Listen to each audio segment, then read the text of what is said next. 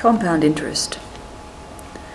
May I suggest that this first bit of working that I do here, you don't need to take down as notes. It's really just getting the idea through. When we start looking at the formula and how to use it, that's a good idea of when to start taking some notes for appropriate working. So we've done simple interest, where if I was investing $100 at 10%, 10% of $100 is $10, and I would earn $10 every year that sat in the bank account. Now, the reason no one uses this much anymore, and the reason it's not fair, is the value of money over time is worth interest. And if I've got an extra $10 after my first year, I should be getting interest on that $10 as well. And that's what compound interest is. The interest compounds, so you're earning interest on your interest. We don't have to work it out with a table, but this is a good way of just seeing what happens. So we're in years, and at the start of year one, I have $100. I'm earning 10% interest, so that would be $10, and my new amount would therefore be $110. So in year two, at the start of the year, I've got $110. I earn 10% of that, which is $11. So this year I got a whole extra dollar. That gets added on to that amount, so the new amount sitting in the bank is $121. At the start of year three, that means I've got $121 in the bank, and the interest this year is $12.10, 10% of 121. We add that on, what are we getting here? $133.10. So you can see that the amount of interest I'm earning each year is increasing. Year four, I've got $133.10 in the bank. That's $13.31. Our addition is starting to get a little bit tricky. It's 1, 4, 6. Have to do it that way. So compared to the first year when I got $10, I'm now getting a whole extra $3. And it doesn't look like much, but when you've got a lot more money in the bank, the compound interest really does start to add up. We'll add year 5 in just for the heck of it. $146.41, 10% of that is $14.64.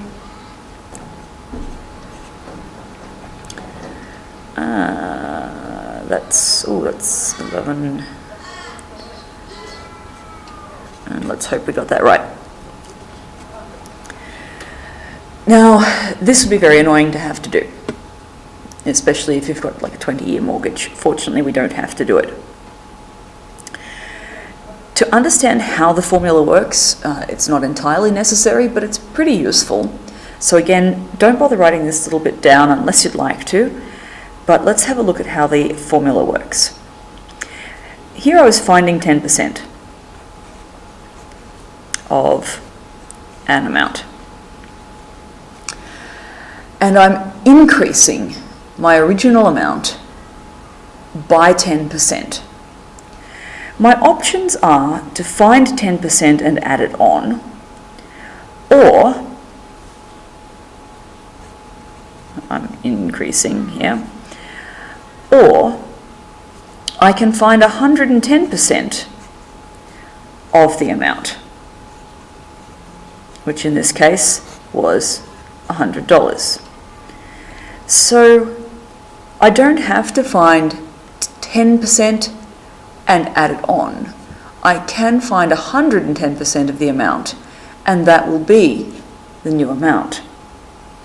Now, to find a percentage of an amount, we do the percentage as a decimal, so that's 110 divided by 100, of is times, and times by the amount.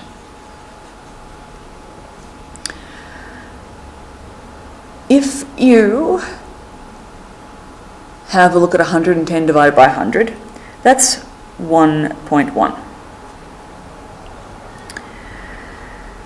So actually what we have in this 1.1 is 1 plus the 10% as a decimal, because 10 over 100 is 0.1, and I've added on 1, which I could have considered over here, like I've really added on the 1 as a percentage, as a decimal there, because it's 100.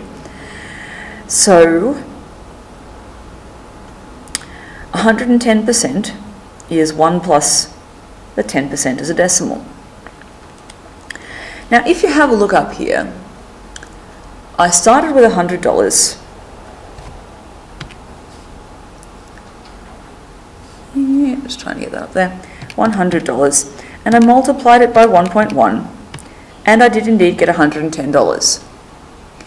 Now I need 10% added on to my 110, but we just worked out that to get 10% I can find 110%, and I do that by multiplying by 1.1. So I can actually keep that answer there and do times 1.1, and I get the right answer. I need to add on another 10%, which means multiplying or finding 110% thereof times 1.1. I get the right answer. So really what I have done here is I did 100 times 1.1 times 1.1 times 1.1. How many years did I do? 1, 2, 3, 4, 5, and that would get me the amount of the compounded total at the end of 5 years. Be aware that that gets the total amount. You see, when I've been doing this, that gets the total amount that's in the bank account, not the interest. And of course, the easier way to write times 1.1 by itself 5 times is 100 times 1.1 to the power of 5. And this is where our formula comes from. This is where we'd start writing some stuff down. The amount is the principal times, outside of, 1 plus the interest rate over 100, so that is the interest rate as a decimal, to the power of the number of time periods. The principal times 1 plus the interest rate as a decimal to the power of the number of time periods. That's how that formula works. You'll notice it finds the total amount of the loan or the investment after n time periods, not the interest. So the simple interest formula finds the interest, the compound interest formula finds the total amount of the investment. So I would start writing about here. You need the formula, and you need to know what all these bits and pieces mean. The principal definition is still the same, original amount borrowed or invested.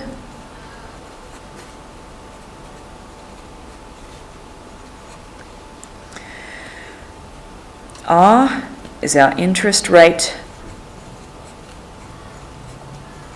per time period.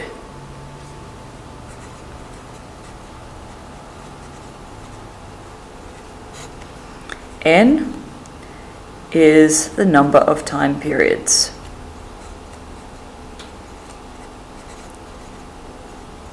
It's sometimes given as T, and it corresponds, R and N, to R and T in our simple interest formula.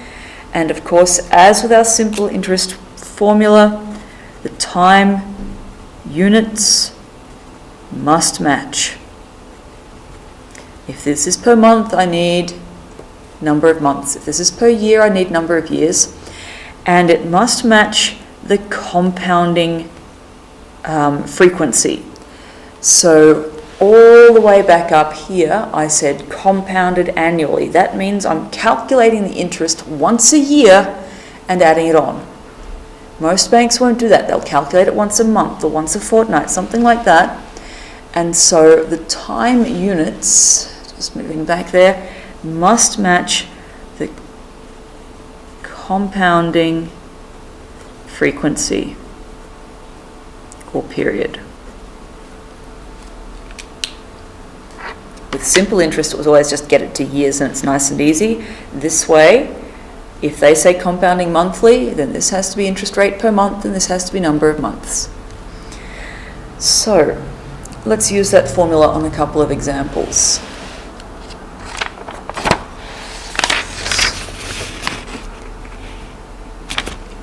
Question 1. Determine the value of the investment and the interest earned when $4,000 is compounded annually at 8% per annum over 5 years. I find it's useful if you write down APRN, which let's have little equal signs, just so you know what you're finding and what you've got. So the principal is 4,000, the rate is 8% per annum, and we're compounding annually, so this stays as 8. 5 years, so n is 5, and the amount is what we're trying to find. A equals P outside of 1 plus R on 100 to the power of n. Principal is 4,000. Now you don't actually have to use the brackets here. So I'm pretty sure you can all do 8 divided by 100 in your head. That's 0.08, and you're adding 1. That's 1.08 to the power of 5. If you would prefer to use those brackets, that's equals 4,000 outside of 1 plus 8 on 100 to the power n, 5. Either way of doing this is fine. At that point, we grab our calculator. 4,000 times 1.08 to the power 5. The amount in the account is 5,877.31. Now, they want the value of the investment. That is the value of the investment. The total amount. Word question, word answer.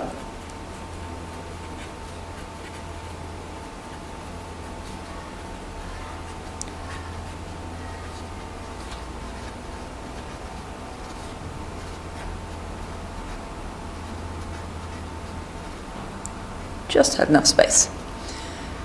So the value of the investment after 5 years is 5,877.31. Now, if you want the interest earned, the interest is the amount minus the principal. So that is, you don't put dollar signs in your working. 5,877.31 minus the principal of 4,000. I'm sorry I ran out of space here. I would work down for this. And of course that means the interest is 1,877.31. Sorry about not leaving enough space. I would give a word answer for that as well. So it's write the formula, substitute your numbers, get your answer, word answer. This isn't necessary, but it is quite useful to get into the habit of doing that, especially as later on in later years you'll use a graphics calculator, and this is handy. Next question, calculate the interest earned if the previous example was instead compounded monthly. Now this is another reason why writing down the little APRN here is useful, because it makes sure you are less likely to make the mistake of just leaving the rate or the time as years. So it was still 4,000. Now the interest rate was 8% per annum. I need to change that to the percentage per month, so I would divide by 12, the number of those time periods in a year. You can leave it as 8 over 12 if you want, that's fine. Or of course 8 divided by 12, 0.67 repeater. Now that is still a percentage, that is still the rate as a percentage. You're getting 0.67% per month. You're still going to have to divide that by 100 in the formula.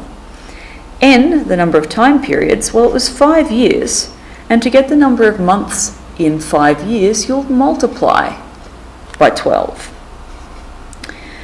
And so 60 months.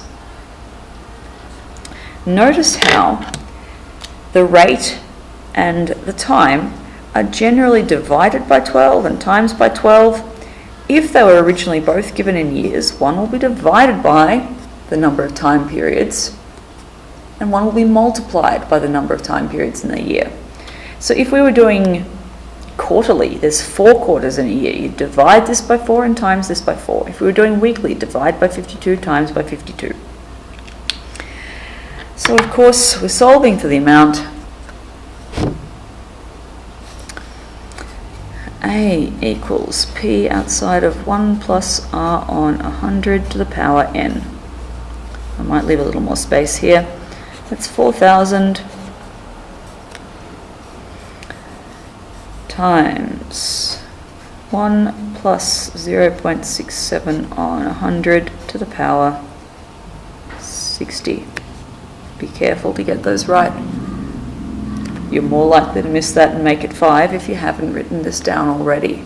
Doing the correct working supports you in getting the right answer. So then, 4,000 times 1 point. Now we're dividing that by 100, so don't forget you've got 2 zeros and then your 6, 7 to the power 60. And I got amount of 5971.23. They only asked for the interest, so I don't need a word answer here. Leave an extra line. Interest is amount minus principal.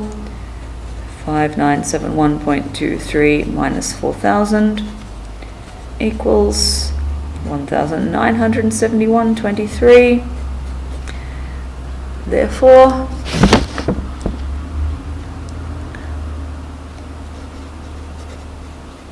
compounding monthly earned interest of 1971.23.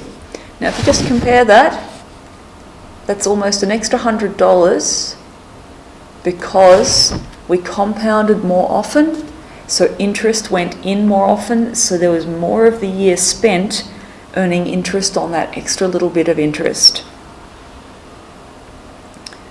Okay, quite a long video, sorry about that. That is compound interest.